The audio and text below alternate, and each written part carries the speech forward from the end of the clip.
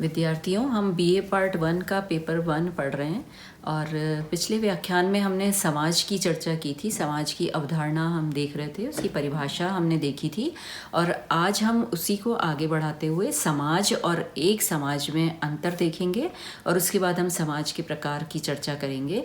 तो हमने जो समाज की चर्चा की थी या उसकी परिभाषा देखी थी, तो मुख्य रूप से हमने इसके विस्तृत रूप की चर्चा की थी और उसमें हमने मैकाइवर एंड पेज की परिभाषा देखी थी, जिसमें मैकाइवर एंड पेज के अनुसार समाज रीतियों तथा कार्यप्रणालियों की, अधिकार तथा पारस्परिक सहायता की, अनेक समूहों तथा विभागों की, मानव व्यवहार के नियंत्रणों तथा स्वतंत्रताओं की एक व्यवस्था है और इस सतत परिवर्तनशील जटिल व्यवस्था को हम समाज कहते हैं। यह सामाजिक संबंधों का जाल है और सदैव परिवर्तनशील रहता है, ये परिवर्तित होता रहता है। ये हमने चर्चा की थी और इसको हमने विस्तार से देखा था कि रीतियाँ क्या होती हैं, कार्य प्रणालियाँ क्या होती हैं, अधिकार क्या होते हैं, पारस्परिक सहायता क्या होती है, समूह और विभाग क्या होते हैं, मानव का व्यवहार क्या होता है और स्वतंत्रताएं क्या होती है, नियंत्रण क्या होता है, ये सब हमने बात की थी। और संक्षिप्त में हमने एक समाज की भी चर्चा की थी, उसकी भी हमने परिभाषा देखी थी। आज हम समाज और एक समाज की विशेषताओं की बात करते हुए दोनों में अंतर देखेंगे। दोनों में क्या अंतर है, समाज और एक समाज यानी सोसाइटी एंड अ सोसाइटी की बात करेंगे। तो समाज व एक समाज यानी सोसाइटी और अ सोसाइटी की अवधारणाओं का समान अर्थों में प्रयोग किया जाता है, परंतु समाजशास्त्रीय शब्दावली में इन दोनों अवधारणाओं का प्रयोग भिन्न भिन्न अर्थों में किया जाता है। संकुचित अर्थ में समाज शब्द का प्रयोग किन्हीं विशिष्ट व्यक्तियों के समूह के संदर्भ में किया जाता है, जबकि विस्तृत अर्थ में समाज का प्रयोग अमूर्त रूप में किया जाता है। विस्तृत अर्थ में समाज को अमूर्त सामाजिक संबंधों की एक व्यवस्था या सामाजिक संबंधों के एक जाल के रूप में परिभाषित किया जाता है और संकुचित अर्थ में समाज से तात्पर्य एक समाज या अ सोसाइटी से है और विस्तृत अर्थ में समाज से तात्पर्य किसी एक समाज या विशिष्ट समाज मनुष्यों से न होकर सार्वभौमिक समाज यानी यूनिवर्सल सोसाइटी, यूनिवर्सल कॉन्सेप्ट से है। तो एक समाज मनुष्यों का एक समूह समझा जाता है जो कुछ सामान्य कार्यों में सचेत रूप से भाग लेता है और समाज से सर्वथा भिन्न एक समाज कोई भी ऐसा संगठन है जिसके माध्यम से व्यक्ति अपने जीवन व्यतीत करता है। एक समाज व्यक्तियों का वह समूह है जो किन्हीं संबंधों या व्यवहार के तरीकों द्वारा संगठित है और जो उन व्यक्तियों से भिन्न है जो उनसे संबंधों से नहीं बंधे हैं या जो उनसे भिन्न व्यवहार करते हैं।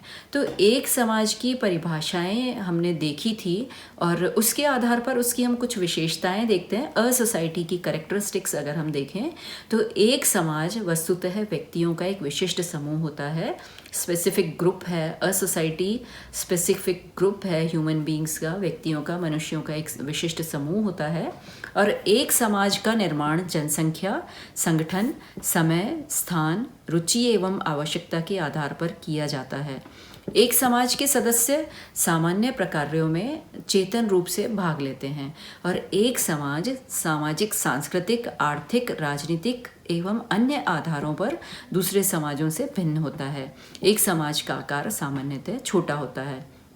अगर हम उदाहरण लें तो आर्य समाज, ब्रह्म समाज, जैन समाज, आदिम जाति सेवक संघ आदि एक समाज के उदाहरण हैं जहां लोग व्यक्तियों के समूह के रूप में एक सामान्य जीवन विधि एवं सामान्य क्रियाकलापों में चेतन रूप से भाग लेते हैं।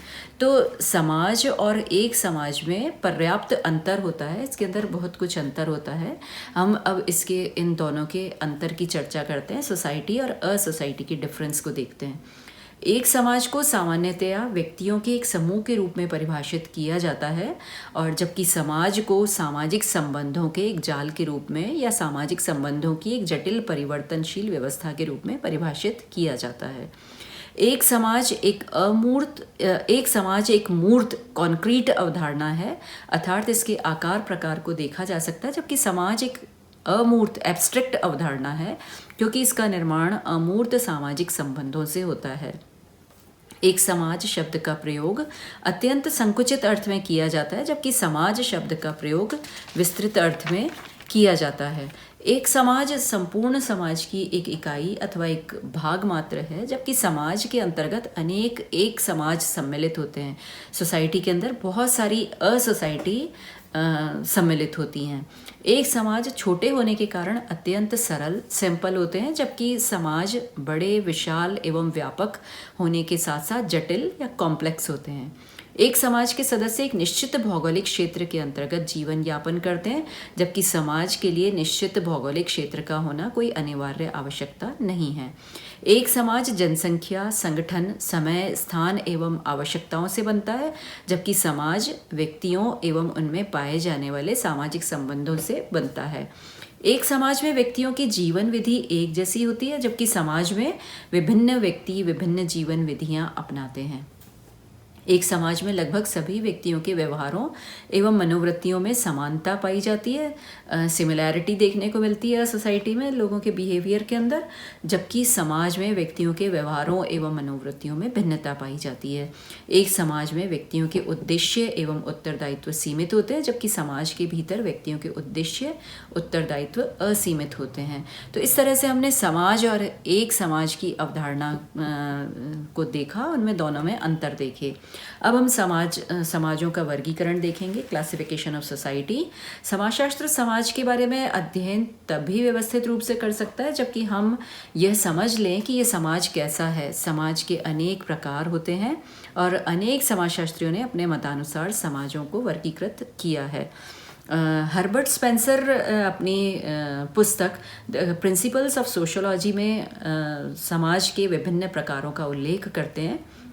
उनके अनुसार सरल समाज, सिंपल सोसाइटी, इसमें आदिम समुदायों को रखा जाता है। ये समाज अत्यंत छोटे, सरल, धार्मिक और परंपरा पर विश्वास रखने वाले होते हैं और श्रम विभाजन एवं राजनीतिक संगठन यहाँ नहीं होता। दूसरी टाइप ये कह रहे हैं मिश्रित समाज, मिक्स्ड सोसाइटी। यह सरल समाजों का ही एक प्रकार होता है, परंतु इससे थोड़ा विकसित होता है।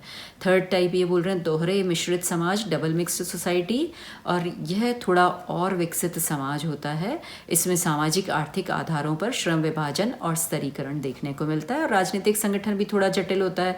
तिहरे मिश्रित समाज, ट्रिपल मिक्स्ड सोसाइटी, यह सभ्य समाज का एक प्रकार होता है। बड़े एवं विशाल आकार वाले, जटिल श्रम विभाजन, सामाजिक स्तरीकरण के विभिन्न रूपों वाले इस प्रकार के समाजों में धर्म और परंपरा की अपेक्षा विज्ञान का अधिक महत्व पाया जाता है।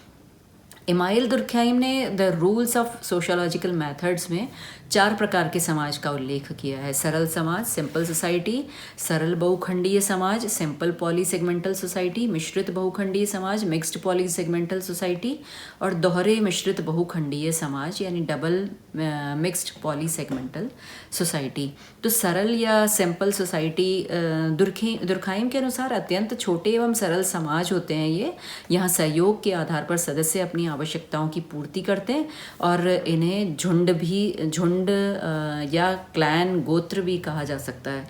सरल बहुखंडीय समाज को दुर्खैम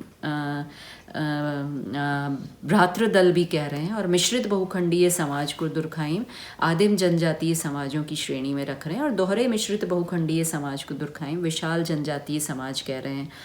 टॉनीज 2 प्रकार के समाजों का उल्लेख कर रहे हैं, गेमाइनशेफ्ट और गेसलशेफ्ट। इन 2 समाजों के बारे में बता रहे हैं और गेमाइनशेफ्ट को वो समुदाय भी कह रहे हैं और सावयवी इच्छा पर आधारित समाज कह रहे हैं, और जबकि गेसलशेफ्ट को ये यंत्रीकरण पर आधारित समाज कह रहे हैं। कार्ल मार्क्स 5 प्रकार के समाज की चर्चा कर रहे हैं।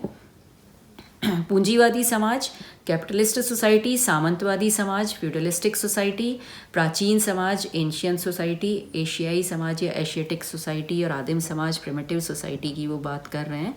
तो इस तरह से समाज का हम वर्गीकरण कर सकते हैं। समाज के वर्गीकरण के आधार पर हमें पता लग रहा है कि विभिन्न प्रकार के समाज हमें दिखाई दे रहे हैं। तो इस व्याख्यान के अंदर हमने सोसाइटी और सोसाइटी में डिफरेंस की बात की और उसके बाद हमने समाज के वर्गीकरण की बात की और विभिन्न समाजशास्त्रियों या समाज वैज्ञानिकों द्वारा दिया गया समाज का वर्गीकरण हमने देखा, और इसके आगे की चर्चा हम अगले व्याख्यान में करेंगे। धन्यवाद।